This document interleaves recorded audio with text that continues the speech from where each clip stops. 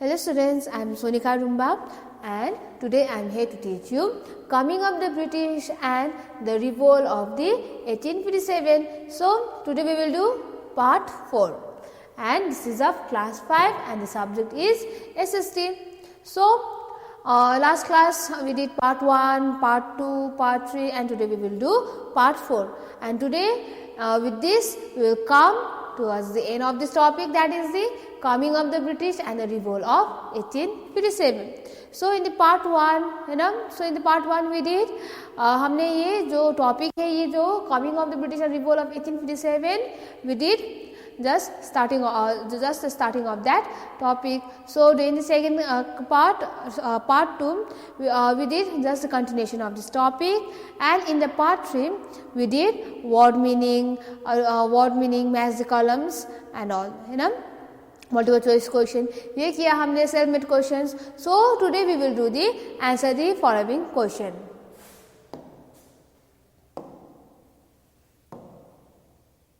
और ये जो आंसर द फॉलोइंग क्वेश्चन है, लास्ट क्लास हमने 1 और 2 भी किया है ना, तो आज हमें 3 से करना पड़ेगा.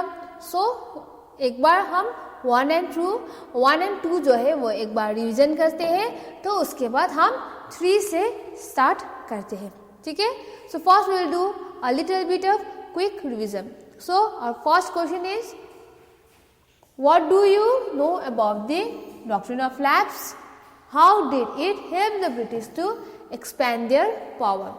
So ब्रिटिश ने कितने पॉलिसीज अडॉप्ट किए थे है ना, इंडिया को अंडर कंट्रोल लेने के लिए है ना, कितना अनफेयर मेजर्स अडॉप्ट किए थे एंड अनफेयर मीडियम भी अपनाए थे इंडिया को अपने कंट्रोल में करने के लिए. सो ये अनफेयर पॉलिसीज भी अडॉप्ट किए थे. तो ये जो डॉक्ट्रिन ऑफ लैप्स है ये क्या है, और ये जो ब्रिटिशर्स है इसके द्वारा कैसे अपना पावर एंड जो अपना एम्पायर है ना कैसे एक्सपैंड करने लगे with the help of the doctrine of lapse. तो ये पूछ रहा है, तो इसका आंसर है, after the victory in the battle of Buxar the British started extending their territories through various policies. According to one such policy, the British declared that if a king died without a natural heir, his kingdom would be taken over by the British. This policy was called the Doctrine of Lapse. जैसे कि first हुआ था battle of Plassey, और उसके बाद battle of Plassey 1757 में हुआ था है ना, और थोड़ा बहुत बंगाल अंडर कंट्रोल आए थे, और उसके बाद 1764 में जब बैटल ऑफ बक्सर हुआ था उस वक्त as a whole Bengal British के कंट्रोल में आए थे, और उसके बाद धीरे धीरे एज अ होल इंडिया भी कवर अप करने लगे.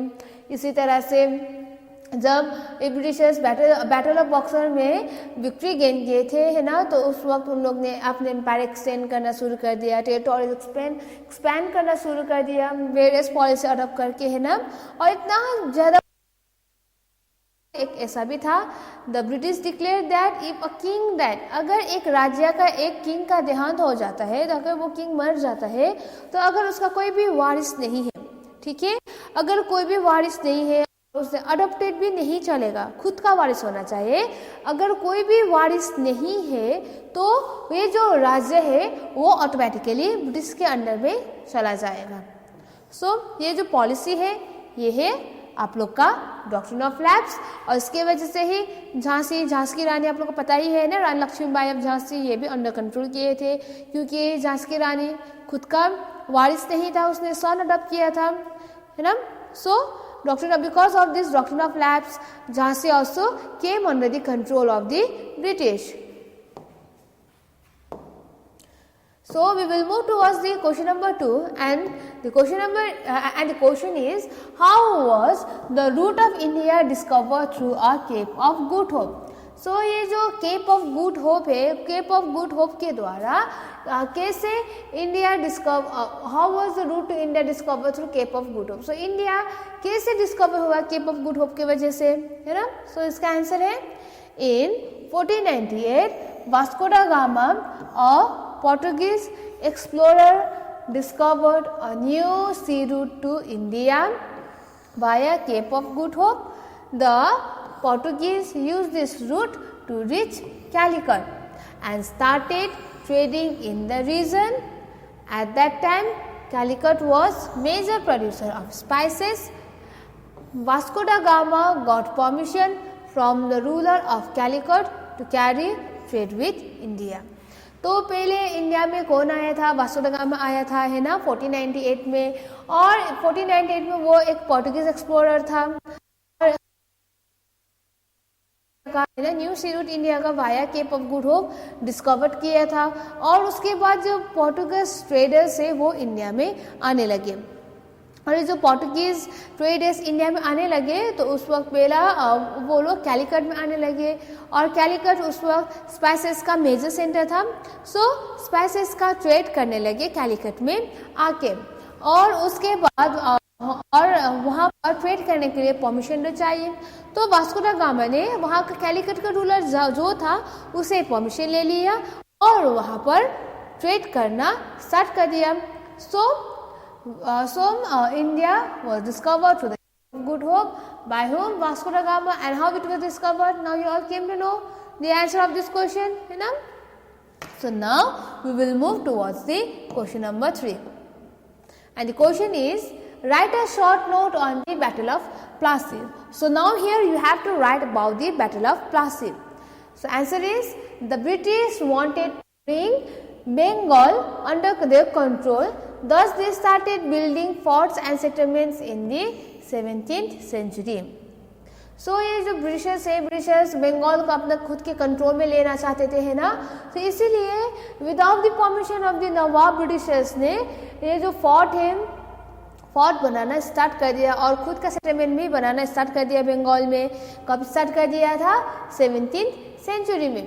सो when Sirajuddaula became the nawab, तो उसके बाद जब ये जो सिराजुद्दौला है, सिराजुद्दौला जब नवाब बन गए थे उस वक्त उनको ये सब पसंद नहीं आया. ठीक है, उनको ये सब पसंद नहीं आया. And he ordered the British to remove their army and stop its construction activities at they had not paid any taxes. जब सिराजुद्दौला नवाब बन गए तो उनको ये सब पसंद नहीं आया, है ना. और उसने ऑर्डर पास किया कि ये कंस्ट्रक्शन रोक देना चाहिए, क्योंकि ये जो कंस्ट्रक्शन हो रहा है बंगाल में ये विदाउट परमिशन, नवाब के विदाउट परमिशन हो रहा है. और उसके अलावा इन लोग ने कोई भी टैक्स भी पे नहीं किया है. इसीलिए ये जो कंस्ट्रक्शन है और जो सेटलमेंट है वो बंद करना चाहिए, ये ऑर्डर पास किया था सिराजुद्दौला ने. This incident infuriated the British and they attacked Bengal in 1757. Siraj-Dawla was defeated in the Battle of Plassey and British became powerful in Bengal. So वो स्टॉप करने के लिए बोला था पर ब्रिटिशर्स नहीं माने, है ना. सो अटैक कर दिए थे. अब सिराजुद्दौला ने फोर्ट विलियम वो जो बना रहे थे फोर्ट वो बंद करने के लिए, अगर इन लोगों ने नहीं माना ब्रिटिशर्स ने तो हम अटैक कर देंगे. सो अटैक कर दिया था, है ना. और ये जब अटैक हुआ था उस वक्त most of the Britishers fled away from there, है ना. पर ये सब ब्रिटिशर्स को पसंद नहीं आया, तो इसलिए अगले साल यानी कि 1757 में बंगाल अटैक कर दिया ब्रिटिशर्स ने. ठीक है. और ये जो 1757 का ये जो वार है इसे हम बोलते हैं बैटल ऑफ प्लासी. एंड ये बैटल ऑफ प्लासी में क्या हुआ था? सिराजुद्दौला वाज डिफीटेड, हार गए थे Sirajuddaula in the battle of Plassey. And British became very powerful in Bengal. So Britishers became very powerful in Bengal. So this is our short notes on the Battle of Plassey. So now we will move towards the next question, that is, how did British exploit the Indian farmers? यानी कि जो Britishers है उन लोग ने Indian farmers को किस तरह से एक्सप्लॉइट करना शुरू कर दिया. Answer is, after the Battle of Plassey, the Britishers started using many unfair means to achieve their aim of getting rich. So जब ये बैटल ऑफ प्लासी हुआ था उसके बाद जब ये विक्ट्री गेन किए थे ब्रिटिशर्स ने, है ना, तो उसके बाद ये Britishers started using many unfair means. तो मेनी अनफेयर मीन्स यानी कि अनुचित तकनीक है वो अपनाने लगे, क्योंकि ब्रिटिशर्स का जो मेन एम था वो बहुत रिच होना था, है ना. तो ये जो एम गेन करने के लिए इन लोग ने अनफेयर एम्स अडॉप्ट करना स्टार्ट कर दिया. And the Britishers began exploiting the farmers in many ways. और जो ब्रिटिशर्स है वो फार्मर्स को एक्सप्लॉइट करने स्टार्ट कर दिया इन many ways. ठीक है, सिर्फ एक या दो वे नहीं थे, बहुत ज़्यादा ways थे. Number one is farmers had to pay land revenue at high rates and in cash. तो फार्मर्स को लैंड रेवेन्यू पे करना था, है ना, और ये जो लैंड रेवेन्यू था वो बहुत बड़ा था. ठीक है, very high, the land revenue was very high and they also have to pay the land revenue in cash, यानी कि कैश भी देना चाहिए फार्मर्स को. They were force to cultivate cash crops instead of food grains. So ये जो farmers India के है ना, they all have to cultivate cash crops, यानी कि इंडिगो जो होता है ना, cash crops instead of food crops, है ना. सो कैश क्रॉप्स यानी कि ब्रिटिशर्स जब प्लासी पे बैटल प्लासी हुआ था उस वक्त जो भी प्लासी में था, है ना, जो पैसे था प्लासी प्लंडर हुआ था. So most of the Indian wealth were taken to England. उन लोग के मदर कंट्री में ले गए थे ब्रिटिशर्स ने, है ना, और वहाँ पर इंडस्ट्रियल रिवोल्यूशन हो रहा था. तो उस वक्त ये जो कैश क्रॉप है, अपना प्रॉफिट गेन करने के लिए फार्मर्स को ज़बरदस्ती से कैश क्रॉप कल्टीवेट करने को बोला ब्रिटिशर्स ने, क्योंकि अगर ये कैश क्रॉप फॉरेन कंट्री में सेंड कर दिया जाए तो बेनिफिट होगा ना, प्रॉफिट होगा ब्रिटिशर्स को. सो कैश क्रॉप सेंड करने को बोला. और उसके बाद फूड क्रॉप्स का जो है कल्टीवेशन वो कम होते चला गया है ना, और इसका जो असर है वो हम देख सकते हैं कि most of the people died because of the hunger, है ना, क्योंकि सिर्फ कैश क्रॉप ही कल्टीवेट करेंगे तो फूड क्रॉप नहीं होगा तो क्या खाएंगे. So because of that people used to protest against the British.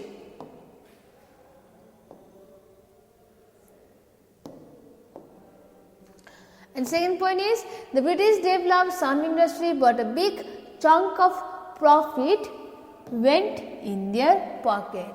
और ये जो रॉ मटेरियल जैसे कि जो फार्मर्स प्रोड्यूस करते थे, है ना, उन लोग ने ये जो रॉ मटेरियल्स के मदद से ब्रिटिशर्स ने बराबर इंडस्ट्री सेटअप कर लिया और बहुत बड़ा प्रॉफिट भी गेन कर लिया. पर ये जो प्रॉफिट है ये सब ब्रिटिशर्स के अंडर में ही चला गया. ठीक है, फार्मर्स को नहीं दिया. सो इस तरह से फार्मर्स को एक्सप्लॉइट किए जाते थे, है ना. और इसके अलावा जो फैक्ट्रीज एंड मिल्स है ना, ये भी ब्रिटिशर्स इंडियंस को सेटअप नहीं करने देते थे. So this are the questions of the answer of the how did the British exploit the Indian farmers. So now we will move towards question number 5, and the question is, what are the main cause for the first war of independence? So main cause क्या था first war of independence? So ये जो first war of independence है, ये क्या है, इसे हम क्या भी बोलते हैं, REVOLT, revolt of 1857. सो ये जो फर्स्ट वॉर ऑफ इंडिपेंडेंस है इसे हम रिवोल्ट ऑफ 1857 भी बोलते हैं. सो इसका कॉज क्या था, जैसे कि रिवोल्ट ऑफ 1857 हुआ. So answer is the main reason for the first war of independence was the introduction of the Enfield rifle. ठीक है, सो इसका मेन रीजन क्या था रिवोल्ट ऑफ 1857 का, introduction of the Enfield rifle. जब ये एनफील्ड राइफल इंट्रोड्यूस हुआ था उस वक्त से ये जो मेन कॉज था रिवोल्ट ऑफ 1857, जिसे हम first war of Indian independence भी बोलते हैं. A rumor spread that the cartridges of the rifles were greased with the fat of cows and pigs. ये जो cartridges होता था राइफल में, है ना, और इसे तो मुंह से निकाल के लोड करना पड़ता था, है ना, और ये जो मुंह से निकालते थे उस वक्त जो राइफल्स का जो टॉप पार्ट होता है ना, जो मुंह से निकालना पड़ता है वो काउस एंड पिग्स होता है ना, उसके फैट यानी काउस एंड पिग्स के चर्बी से वहाँ पर लगाया होता है. ठीक है, so the covering of this cartridges had to be beaten off before loading into the guns. This was against the religious sentiments of both the Hindu and Muslim soldiers. Soldiers, Muslim soldiers, Indian soldiers refused to use these rifles and revolt started.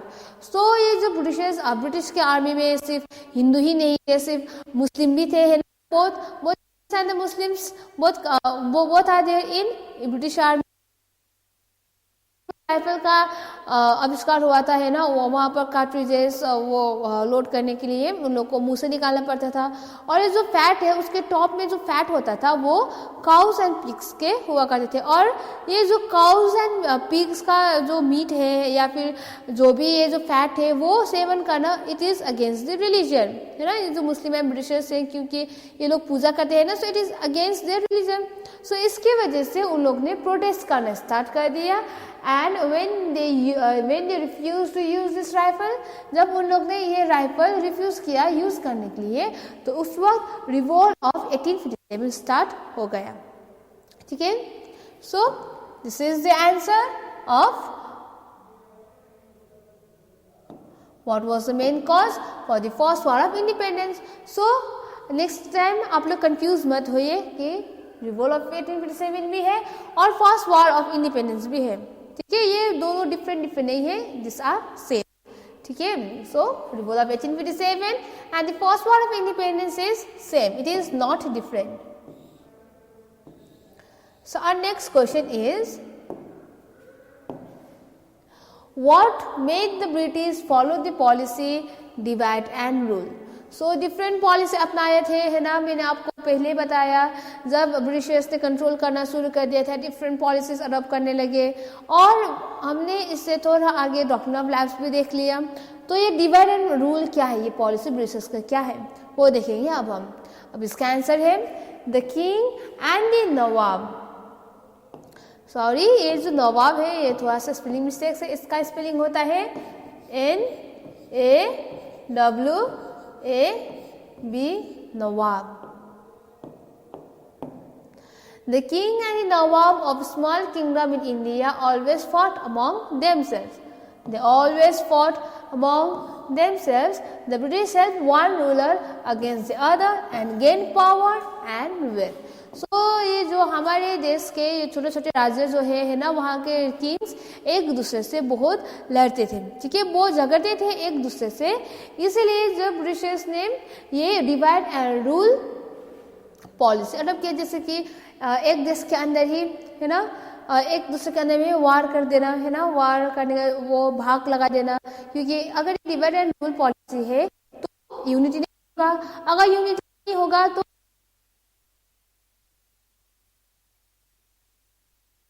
can gain power and wealth. So जो king and नवाब थे small kingdoms के India के, वो हमेशा एक दूसरे से झगड़ते थे, है ना. और जो ब्रिटिशर्स थे उन लोग ने एक रूलर को अगेंस्ट अनदर रूलर के लिए यूज करना शुरू कर दिया. ठीक है. तो because of this divide and rule, जब एक राज्य में डिवाइड होता है, यूनिट नहीं होता है, तो वीक पड़ जाता है ना. सो इंडिया वीक पड़ गया. सो इसकी वजह से ही तो Britishers gain power and wealth of India. तो इस तरह से धीरे धीरे ब्रिटिशर्स ने इंडिया को अपना कंट्रोल में लेना स्टार्ट कर दिया.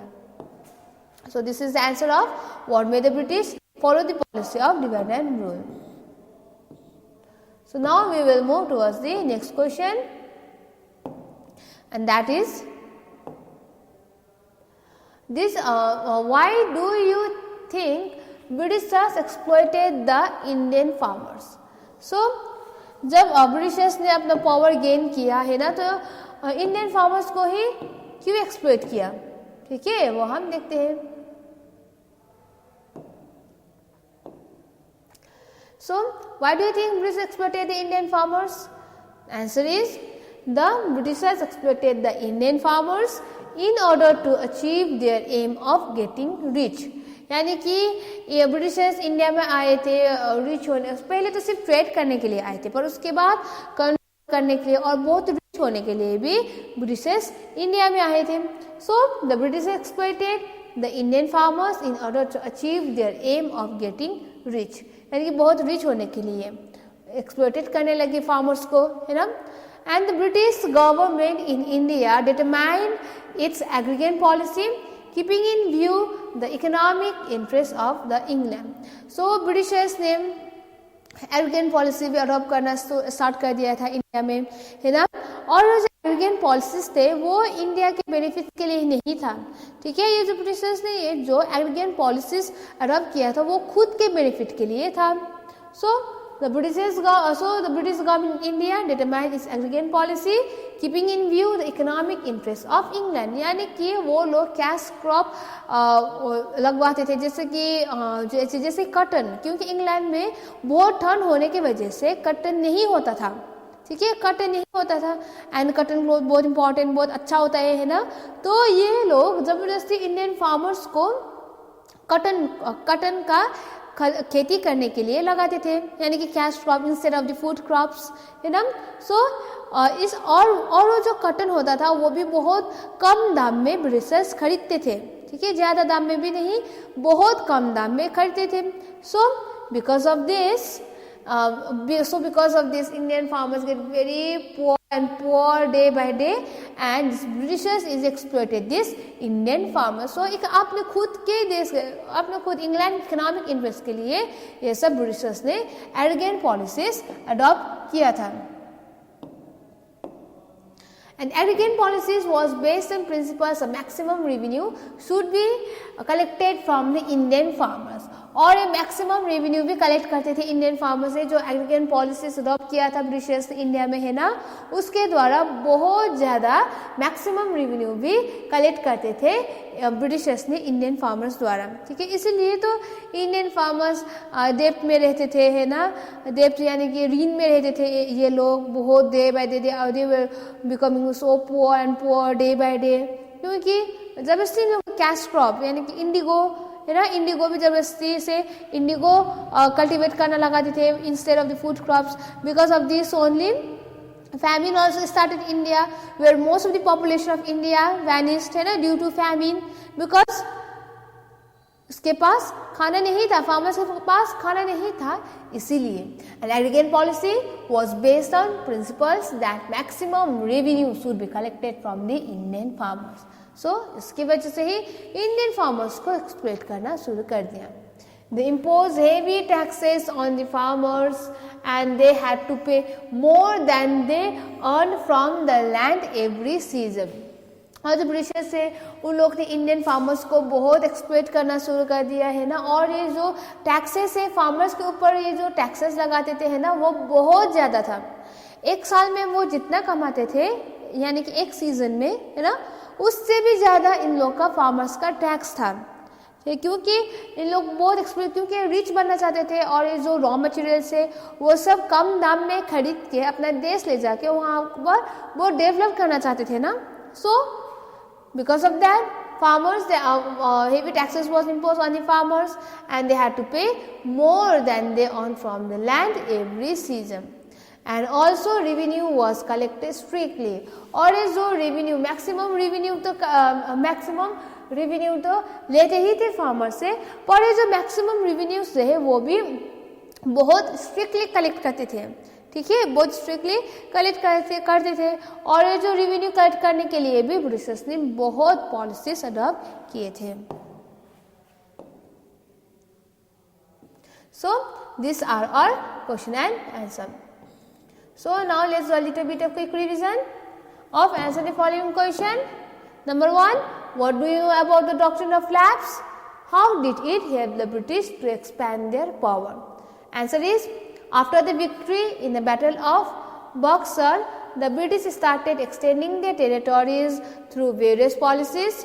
According to one such policy, the British declared that if a king died without a natural heir, his kingdom would be taken over by the British. This policy was called the doctrine of lapse. So, this is the answer of this question. Question number 2. How was the route to India discovered through Cape of Good Hope? Answer is, in 1498, Vasco da Gama, a Portuguese explorer, discovered a new sea route to India via Cape of Good Hope. The Portuguese used this route to reach Calicut and started trading in the region. At that time, Calicut was major producer of spices. Vasco da Gama got permission from the ruler of Calicut to carry trade with India. So this is question number 2. So when we will move towards the question number 3, that is, write a short note on the Battle of Plassey. And the answer is, the British wanted to bring Bengal under their control. Thus, they started building forts and settlements in the 17th century. When Siraj-ud-Dawla became the Nawab of Bengal, he ordered the British to remove their army and stop its construction activities, as they had not paid any taxes. This incident infuriated the British and they attacked Bengal. In 1757, Siraj-ud-Dawla was defeated in the Battle of Plassey and British became very powerful in Bengal. So this is question number 3. So we will move towards the question number 4. How did British exploit the Indian farmers? Answer is, after the Battle of Plassey, the British started using many unfair means to achieve their aim of getting rich. The British began exploiting the farmers in many ways. 1. Farmer had to pay land revenue at higher rates and in cash. They were forced to cultivate cash crops instead of food grain. And 2. The British developed some industries, but a big chunk of profit went in their pocket. And 5. What are the main cause of the First War of Independence? Answer is, the main reason for the First War of Independence was the introduction of the Enfield rifle. A rumor spread that the cartridges of the rifle were greased with the fat of cows and pigs. The covering of these cartridges had to be bitten off before loading into the gun. This was against the religious sentiment of both the Hindu